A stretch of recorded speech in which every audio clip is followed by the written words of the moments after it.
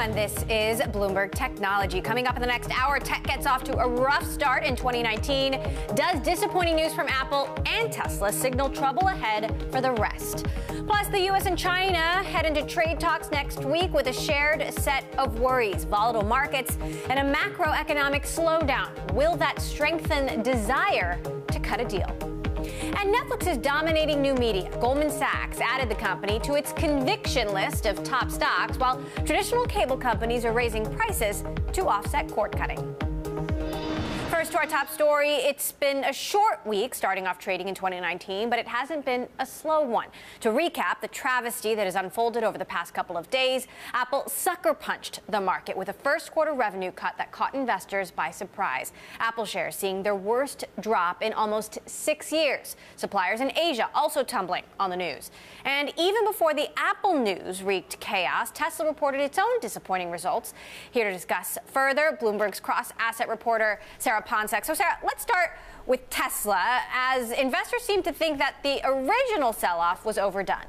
Absolutely. Some investors are saying that original sell-off that we did see was overdone. We are seeing a bit of a bounce. We've seen almost a comeback since the first day of the year when we saw that really rough day for Tesla. But the fact of the matter is that we just keep seeing concerns surrounding the company. I mean, you're talking about a company that last year was down more than 30% at one point and then bounced back to end the year up 7%. So clearly a very volatile stock if you're going to play in it. But now what happened this time was they did put out Model 3 delivery numbers. They came in just below estimates. But what was really worrisome to some traders and investors, at least, was that they cut prices by $2,000 in the United States. So an analyst over at Wedbush said that this really came out of left field, throwing some investors off guard. We saw it in the stock price, the worst performer in the NASDAQ 100 when we came into the new year. So you're seeing that clearly. But it will be interesting to see where Tesla goes from here, seeing that it has been so resilient in the past. So Apple really stole the show. Do investors think this is company specific, Apple, Tesla, or that other companies will be impacted? So I've heard both sides. I've heard some investors looking at Apple and saying, look, if you're a long-term investor, Apple still looks valuable. But at the same time, this is an Apple issue. They largely blamed China, though, at the same time. So it does give you some evidence of what is going on in the back and forth between U.S. and China as it relates to trade and how that is actually filtering through to different consumer patterns, because consumers in China are just not going and buying iPhones anymore, it seems. But the fact of the matter is that Apple's not going to be the only company to cut revenue estimates or cut its earnings outlook. We even had the White House's Kevin Hassett come out and say, no, Apple is not alone. We should expect to see other companies lower their guidance until everything between the U.S. and China is figured out. And considering that so many tech companies have exposure to China, you would imagine that many of these companies could be the ones to do so. Which companies are we talking about? Because many big tech companies, Facebook, Google, they don't have any business in China, or it's minuscule because they're not present in the country. Exactly. It's not those other FANG names that you might imagine, but it is largely the semiconductor names. And I know we've all discussed this before, and you saw the fallout in these semiconductor names right after the Apple news was announced. We saw it filter through, spiral down the chain. Semiconductors are one of the worst performing industries in the S&P 500. And if you look at specific names like Broadcom, like NVIDIA, like KLA, Tencor, if you look at their exposure to China, they all have a very, very large amount. And not only are a lot of them also tied to Apple, it's just that they have business there as well. So you would expect to see it filter through those names as we have this week. All right, Sarah Ponsek, thanks so much for weighing in. Another week. We'll see.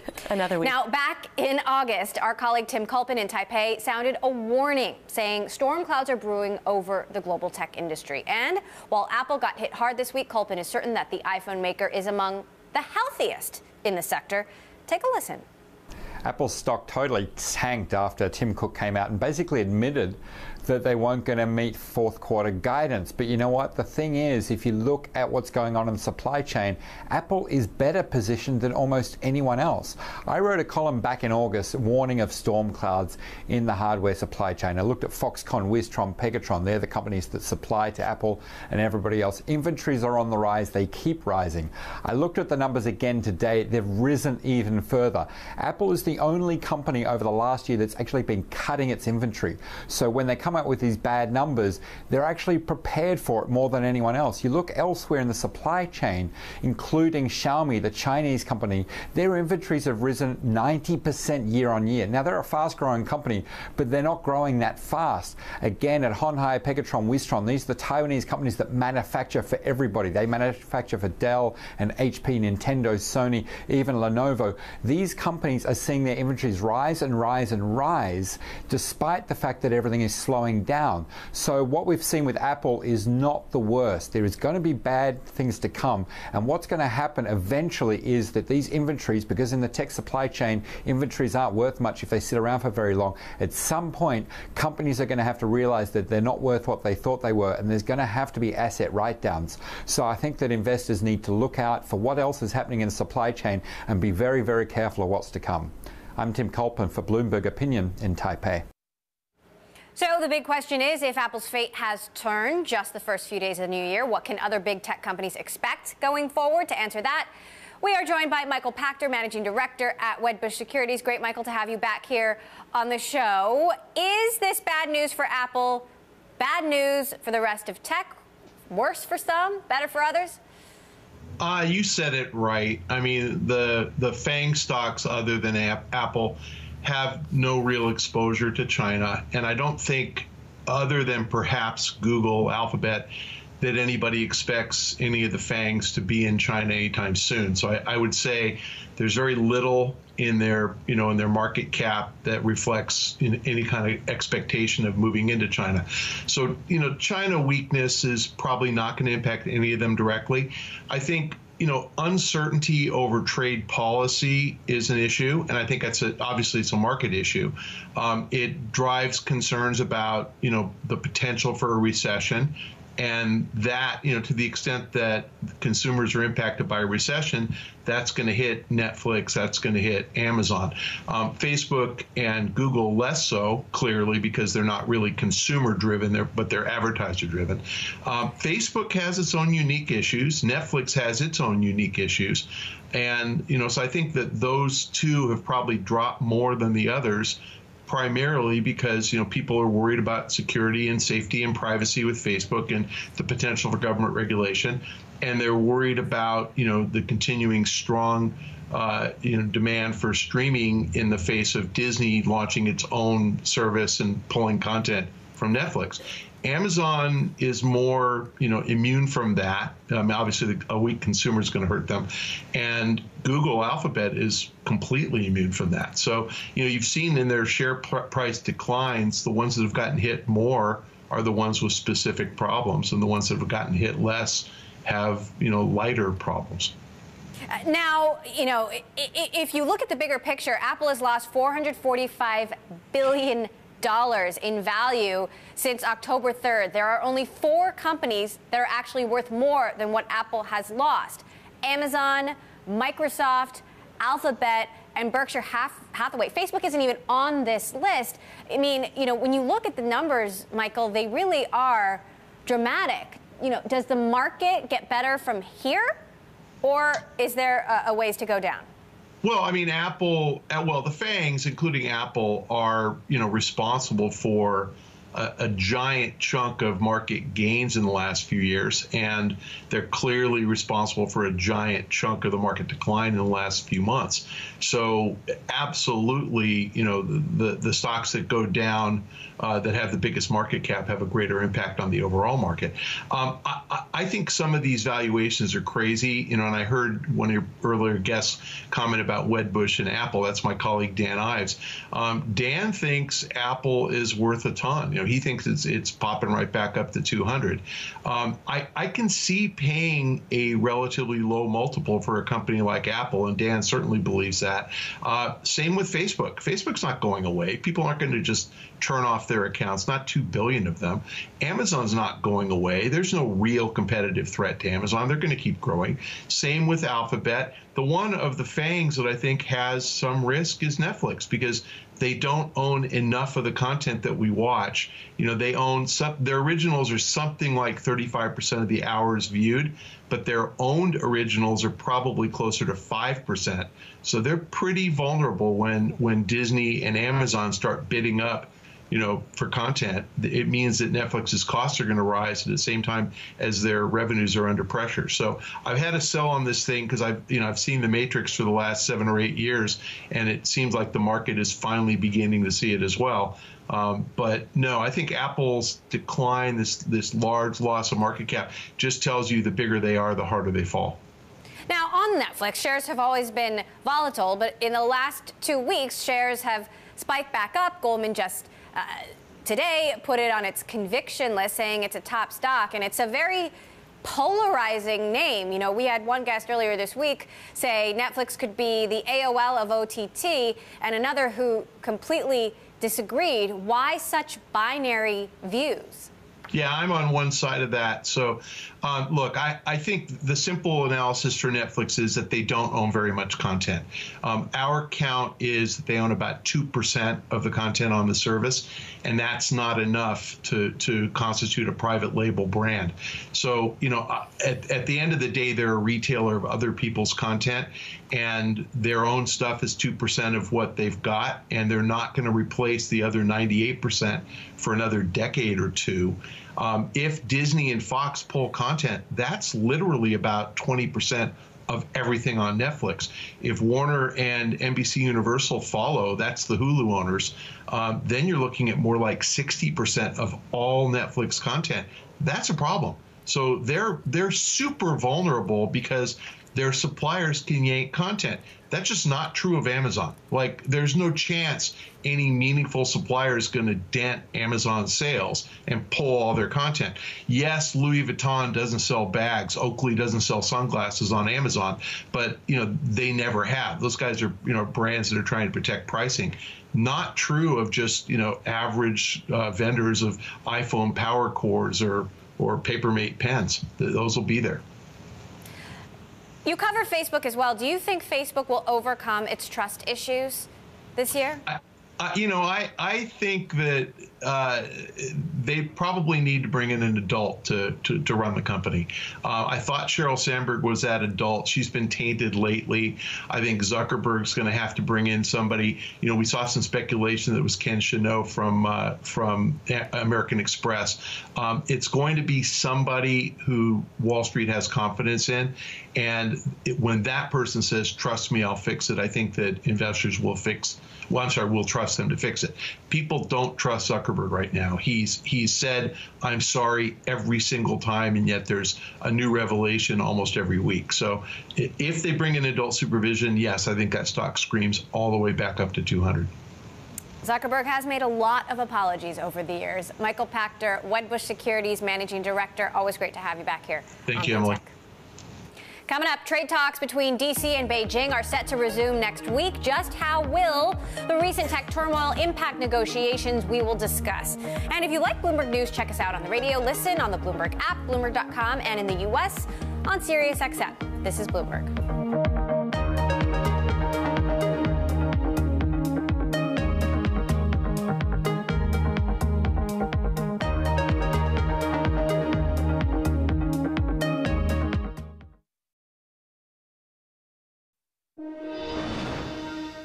On Friday, President Trump's top economic advisor laid out what he thinks is necessary for upcoming trade talks between the U.S. and China to be successful.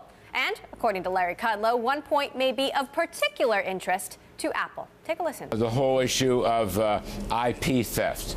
By the way, that may be part of the Apple issue. I don't want to surmise too much here, but Apple technology may have been picked off by China, and now China is becoming very competitive with Apple. You got to have a rule of law. To discuss, I want to bring in Isaac Stone-Fish in New York, senior fellow at the Asia Society. Isaac, what do you make of Kudlow's comment there? Pretty striking comments, and it feels like he has something that he wants to say, but feels like he can't quite come out and say. He seems to be alluding to some sort of IP theft in China involving Apple, possibly, and I'm just speculating here, possibly involving Huawei, which is the largest cell phone producer in China and a company that's been very much in the news for the arrest of its CFO in December.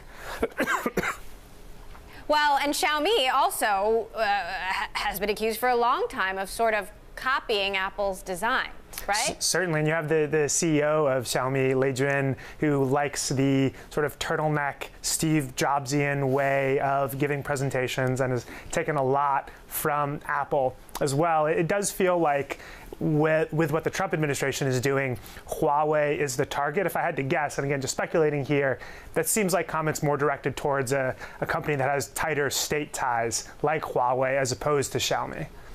Okay, so that aside, these companies, Huawei, Xiaomi, Oppo, Vivo, are companies that are taking market share from Apple, outselling Apple in China, even as the Chinese smartphone market plateaus. How bad is it for Apple in China?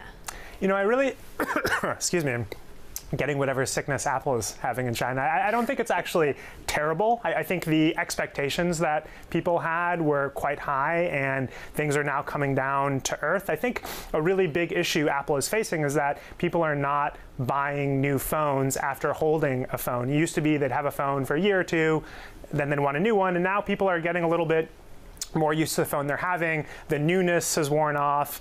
Chinese people are moving a little bit towards buying local brands, but I think for Apple, it's just a major global structural problem, and it's not just a China issue. So you don't think it's just a brand issue in China? No, I think it's more than that. So let's talk about this trade issue, talks resuming next week. How optimistic are you with this new sort of twist in the story? Because Apple also employs a lot of people in China. I think Apple should be very grateful that it is providing directly and indirectly thousands of jobs in China, because it really incentivizes the Chinese government to not let Apple in China go into a free fall. And I think it is something that companies across the spectrum have to realize. On the one hand, Trump wants them to come back and manufacture in the States. On the other hand, if they are manufacturing in China, it's a way to incentivize the Chinese government to keep letting them do business and doing it perhaps more successfully than they would otherwise. Now, I have a chart here in the Bloomberg that shows how U.S. imports from China have grown over the last 20 years. It'll be interesting to see what this looks like when you add the 2019 data point. But, we're slowly getting more information about the impact of the trade war. Demand for Apple phones in China has fallen off a cliff. We don't know how much that actually has to do with trade. But, how do you think that impacts the dynamics of these discussions next week? Are you optimistic about a deal, and who does that deal favor? I think the real question of who the deal favors is less to do with any concrete data and more to do with an issue of confidence. Is the U.S. side confident that the trade war is worse for China, or is the Chinese side confident that the trade war is worse for America? And right now, and sort of reading between the lines here, it feels like the American side is more confident and that the American economy just feels like it's in a better place than the Chinese economy. And I think if we do see a deal, it'll likely be one that broadly favors the United States. I think what we can say for sure, though, is that if we do see a deal, Trump will claim that it entirely favors the United States and that it's the deal of the century, the deal of a lifetime. And we'll get a lot of rhetoric surrounding what actually might be a very modest arrangement. Just like he's the most popular Republican president in history, right? Exactly. Isaac Stone-Fish of the Asia Society, thank you as always for stopping by. Meantime, there has been a massive hack in Europe. The personal data of Chancellor Angela Merkel and hundreds of other German politicians has been released to the public. Bloomberg News' Stefan Nicola has more from Berlin. Politicians' email addresses, their mobile phone numbers and personal chat transcripts. That's just a small snippet of what was leaked in the hack, the biggest of its kind in Germany. It looks as though the hackers got the passwords to email, Facebook and Twitter accounts as a start and worked their way into getting more information from there. It's unclear who's behind the leaks as of now, which were published by a Twitter account claiming it's based in Hamburg. This is not a unique case. Germany has seen several breaches in the last few years, most notably the 2015 Bundestag parliamentary attack, where hackers roamed the network for more than a week before they were detected. The German government says it's taking today's attack very seriously, and pretty much all security agencies are involved. The Federal Office for Information Security, known as BSI, is heading the investigation into the data dump at its Cyber Defense Center. From Berlin, Stefan Nicola, Bloomberg News.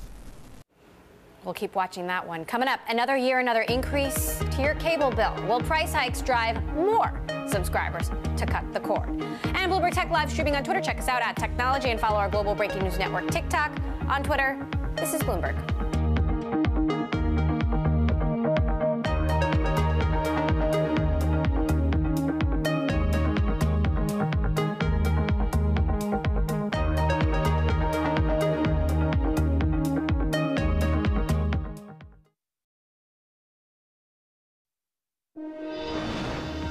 Walmart and Amazon are teaming up in India to lobby the government on e-commerce regulation. The companies are asking that a February 1st deadline to implement new rules be extended. The regulations require online marketplaces to treat all vendors equally, effectively barring foreign companies from featuring exclusive products on their platforms, which allows them to offer big discounts.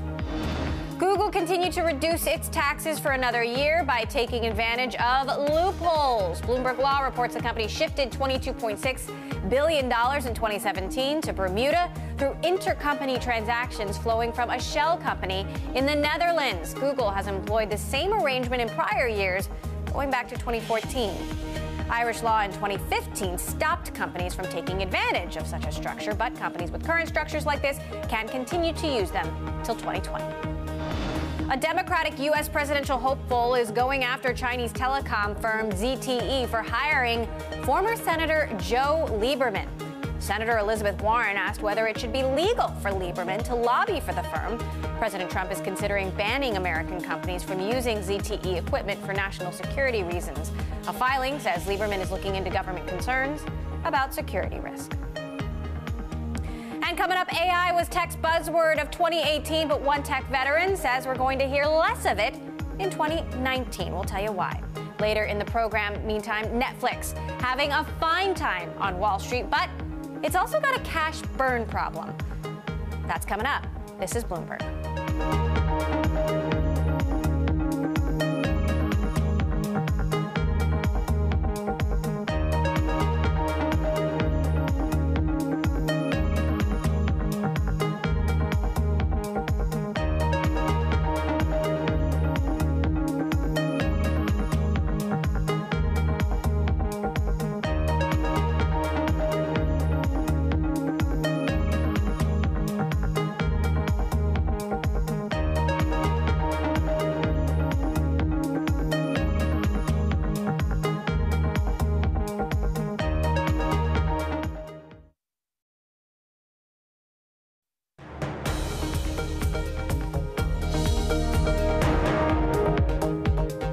This is Bloomberg Technology. I'm Emily Chang in San Francisco. It has been a rough week for Apple following news that it cut its revenue outlook for the first time in 2 decades. Apple stock plunging the most in almost 6 years as the company cited struggling iPhone sales in China. Investors, though, are concerned the company's flagship product, which accounts for 2/3 of its revenue, may be losing its luster more broadly. Here to discuss, Phil Libin, CEO and co-founder of All Turtles, an AI startup. He's also an advisor at the venture capital firm General Catalyst. So, Phil, when it comes to Apple, is it all bad news?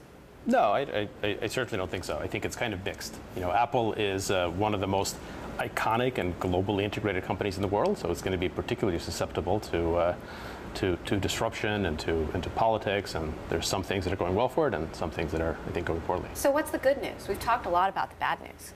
Well, I think the good news is, I think there's at least two recently. One is it really feels like Apple is on the right side of history, so to speak, in terms of their approach to privacy, which is very different from Facebook and Twitter and Google, because Apple's fundamental business model is they just want you to buy more of their hardware.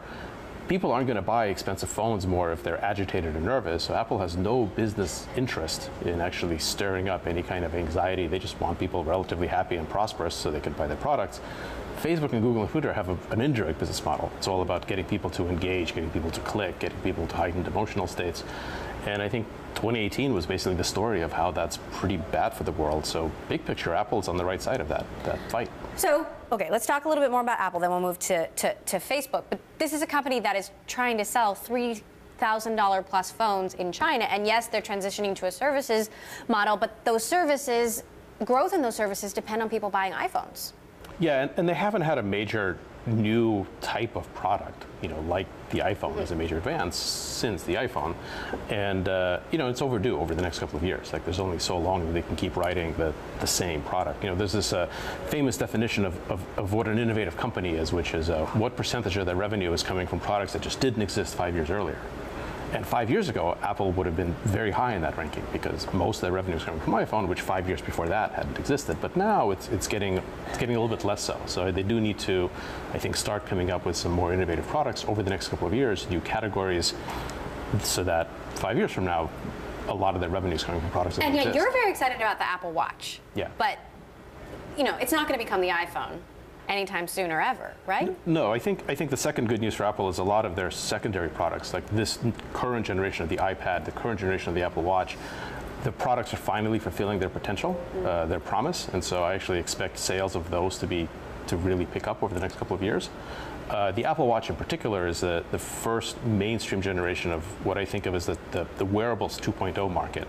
These are medical devices or devices that have really good health applications that, unlike the 1.0 versions, actually do something useful. I think all the heart stuff in the new Apple Watch is actually fundamentally important, and there's probably other stuff coming that'll be medically transformative for lots of people. So I think there's good news on the device front as well. Meantime, do you think, you talked about how Facebook and Google may be on the wrong side of history. So what does that mean, over, let's say, the next 5 years? What happens to those businesses?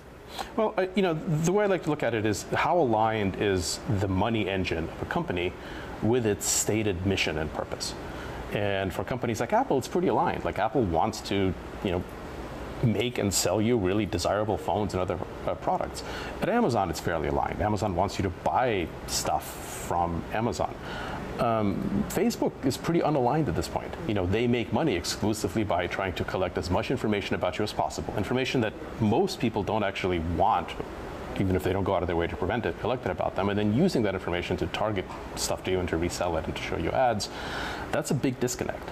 So I think Facebook is going to have a hard time remaining at its current size in terms of market cap, having all of the businesses that it has lumped together. Well, it's already sub $400 billion. It's hard to believe. Yeah, I think there's a good question about whether or not the ad business and the data business and the social networking business in Facebook and the messaging business all belong in the same company, just because they're all backed up by the fact that they're just harvesting and selling data, and that may just become politically and from a business perspective untenable. So. Do you think Facebook will, and Facebook of course also has Instagram, but do you think that either or both will be challenged by an upstart social network in terms of usage?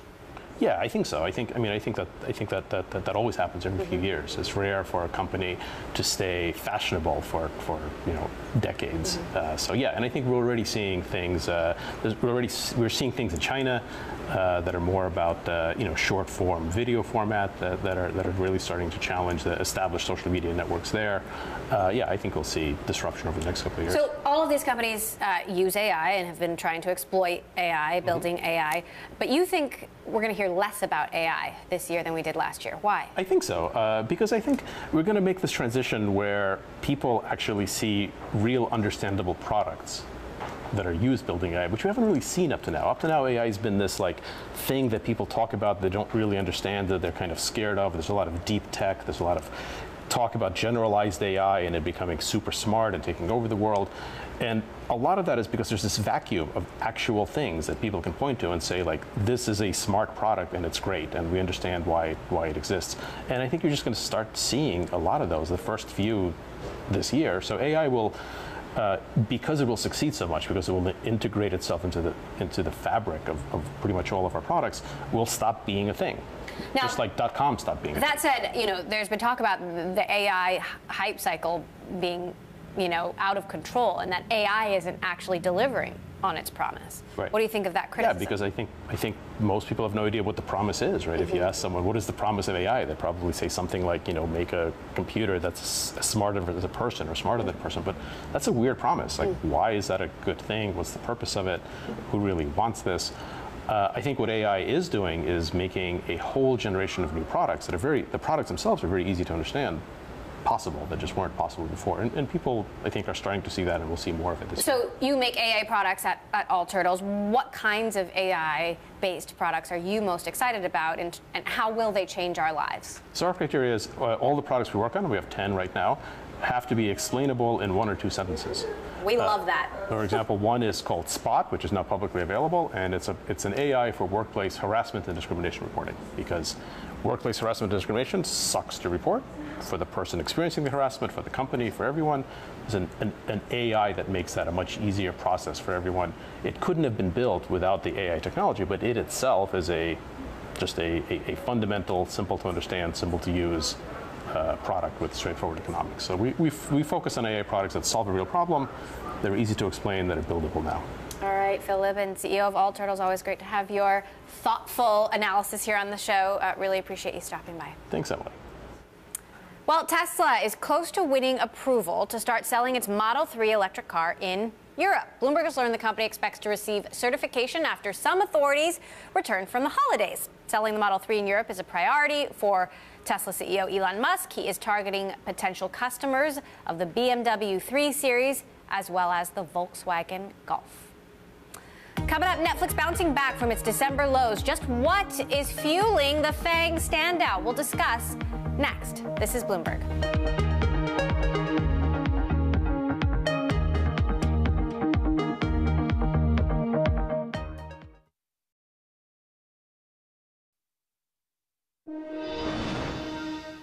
Cable and satellite subscribers, beware. Providers including Comcast, Dish, and AT&T's DirecTV are planning to raise rates again.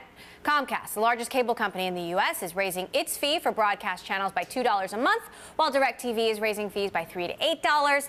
The latest price hikes could risk alienating even more subscribers as consumers increasingly turn to cheaper online options like Netflix and Hulu. Cameron Leach covers media and tech at Bloomberg, joins us now from New York. So Cameron, if people are cutting the cord, why raise rates again? Honestly, that's a very fair question. Generally, I would say this is not a huge problem as cable companies do this each year. However, at a time where consumers are preferring to go to a Netflix or preferring to go to a YouTube TV, this is something that is very alarming and that CEOs should, kind of pay attention to. So what's the strategy? I mean, is there a reason to it? Generally, you would think that this is something that is super bad, but I don't think this is anything that is out of the norm. This time, this may not be something that's specific to the cable industry. I had a chance to speak to a top investor of Comcast, one of my sources at ClearBridge, and they say this is not something that is just for cable companies. This is something that may actually transpire over to, say, streaming companies like a YouTube TV as well, where broadcasting and transmission fees may increase also. So let's take a longer-term view. What happens in a post-Netflix world when there are so many OTT providers you can't keep track? You go to Netflix for one thing, Apple, Disney, yes, Amazon, Hulu for something else. You go to your cable company less and less. But will consumers want some sort of consolidation? That's a good question. I mean, we're also looking at a Comcast who also owns NBC, and they're thinking about launching their own OTT service also. So if users are leaving traditional cable companies and going to OTT services, maybe that's not hurting a Comcast. Maybe they're going to their OTT service as well. So what else are cable companies do to sort of stem the bleeding? That's a question that I think they're also trying to find out themselves. So how, up to this point, have they avoided these price hikes or tried to avoid making price hikes? Well, you look at a Disney who's also trying to, launch their own OTT service. They're giving the ESPN Plus. They're giving the Disney Plus. They're trying their best to really circumvent and go to where viewers are actually at. All right. Well, another year, another cable bill. Bloomberg's Cameron Leach, thanks so much for joining us.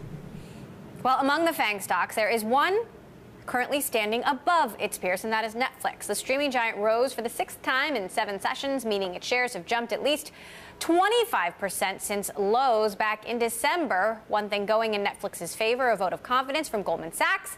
Analysts at the firm called it, quote, one of the best risk-reward propositions in the internet sector.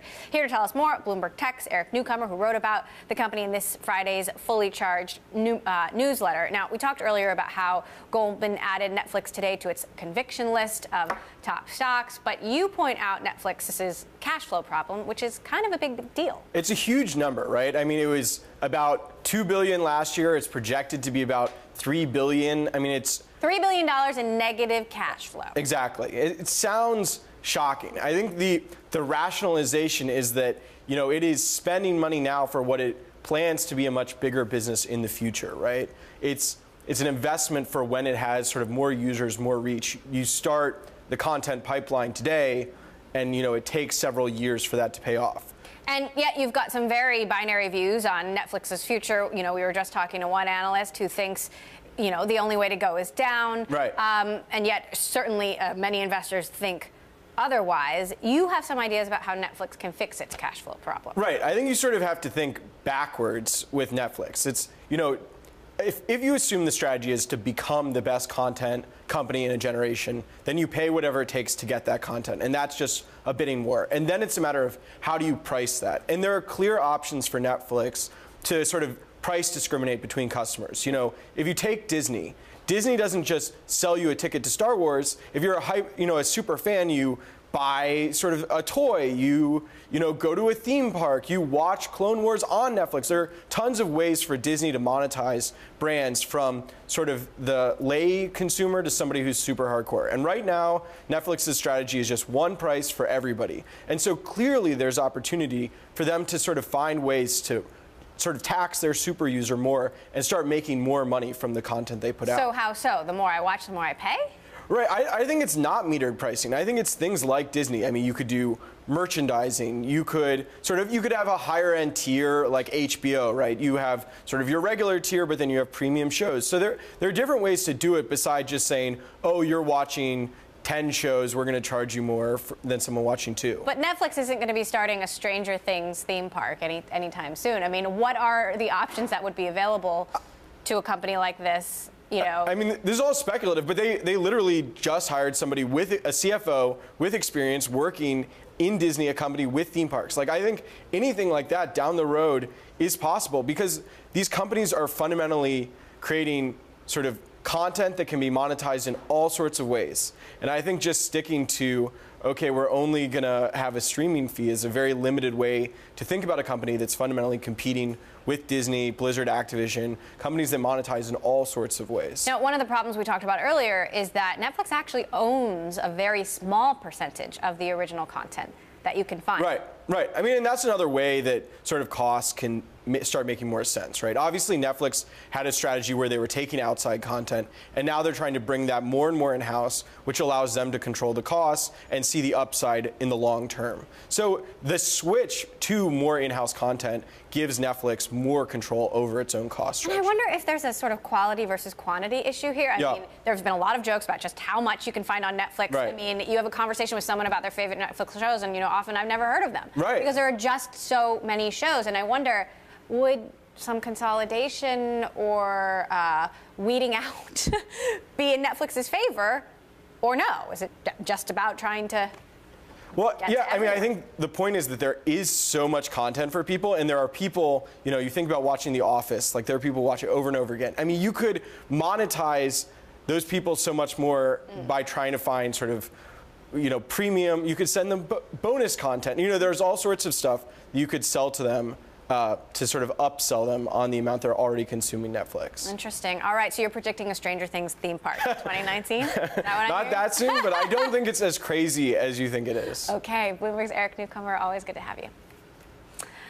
Still ahead, as the holiday season winds down, retailers are now facing a surge of returns. How the industry is using tech to streamline this issue. This is Bloomberg.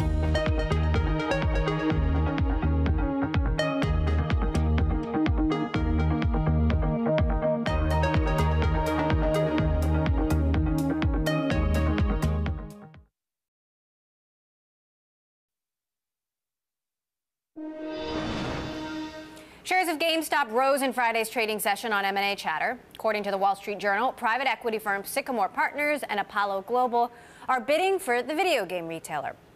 The report says a deal could be announced by the middle of next month. Well, now that holiday gifts have been bought, given, received, retailers brace themselves for returns. It's turning into a big problem, as many returned items never make it back to store shelves, but to landfill. As more customers shop online and return more goods, a number of companies are developing tech to tackle the issue. Bloomberg's Emma Chandra spoke with Tobin Moore, CEO of Optoro, and a specialist in what is known as reverse logistics. This year, we're predicting that there'll be $390 billion of goods returned in the U.S., and that number has been growing fairly significantly over the last several years with the growth of e-commerce. So we see the e-commerce return rate at roughly triple that of brick and mortar, which is pushing the overall return rate up. And then on top of it, it's even more complex now because people like to buy goods online and often return those goods to storefronts if it's possible. So you have to deal with an omni-channel world of returns, and stores are now getting back goods that they never sold in the first place and that they may not even keep in stock because their online catalogs are much larger than what they keep in the store. And so this is, of course, where Optoro steps in. You have a software and you're using technology that you then sell to retailers so that they can better manage this returns process. Tell us how it works. Yeah, so the dark side of returns being easier and all these goods being bought online is an explosion in returns, which has been very costly for retailers. So we help them in a couple areas. One, we do make the returns experience easier. So we give them technology that streamlines the processing of returns and makes it so a return can happen faster, so a refund can occur faster, and then so the operational costs of actually processing those goods can be a lot more efficient. Two, we help them, once the return comes back, to route the good to its next best home as efficiently as possible. So in the past, a lot of returns would end up, the new ones would be put back on the shelf, and the rest would end up going into this black hole where goods would end up being liquidated for pennies on the dollar or actually going into landfills. So what we do is when that good comes back, our technology looks at why that item's being returned, what was wrong with it, what's the condition it's in, and what is the specific item in terms of where it is location-wise. It then looks at where can it be resold in that condition. So can it be resold at your storefront, at an outlet store, online, to secondary markets online if it's used through eBay or Amazon, through B2B channels? Can it be sent to charities? Can it be sent to recyclers if it's broken for parts? And so it looks at how much each of those channels will pay for that good and how much it costs to get there. And then our algorithms determine which channel to send it to and actually start routing it through the channels to that final destination. And ultimately, the retailers involved are recouping some of the costs that perhaps they weren't able to before. Yep. Yeah. So at the end of the day, the retailers save a lot of money on the process being streamlined. So on the operations side, they get more money by a higher yield by picking the right price point and the right channel as soon as possible to send that good to. They save a ton of waste. We really focus on trying to make it so none of these goods end up in landfills, so we can reduce the amount of waste created by up to 70% in many cases for the retailers. So who are your customers then? Who are the retailers that are using the software and the technology that you've developed? Yeah, so we work with typically the bigger, well-known retailers and brands out there. Some of them include Target, Staples, Groupon, Jet, and BJ's Wholesale, to name a few of them. In general, we're targeting both retailers and the brands that are selling the goods through them because they're both responsible in the returns ecosystem. You founded the company about 8 years ago. You've raised hundreds of millions of dollars and just closed your Series E funding round. You've got some big name investors behind you. What's next for Optoro? Yeah, so we're focused on continuing to grow and scale our technology to the entire industry. We want to help tie together the ecosystem between retailers and brands, and we want to help leverage the data more and more so that we can help prevent returns from happening in the first place and really focus on creating a better customer experience. And is that data side of things perhaps the next growth area for Optoro? It's an area we've always been focused on, but as we continue to grow, I think we want to leverage more insights from that area that we can offer to help retailers and brands in the first place. I mean, at the end of the day, a lot of waste is created from these returns, and the more that we can prevent them from happening, both the better customer experience and the less waste that we can create out there. Looking 10 years into the future, hopefully you've prevented all kinds of returns from even happening. But if that doesn't happen, what do you see Optoro becoming? Do you see you becoming a public company? Do you see you becoming acquired by a bigger company, perhaps by a big retailer? Is there something that you see that is particularly on the cards for Optoro? Yeah, we're not as focused on the exit strategy as on the opportunity in the industry. I mentioned there's going to be $390 billion of returns this year. It's growing in the next couple of years. It'll be $500 billion of returns a year in the U.S. and over $1 trillion a year worldwide. So I see us being global, being hopefully the industry standard at that point, reducing the amount of waste that is caused in retail, both financially and physically in the environment at that point.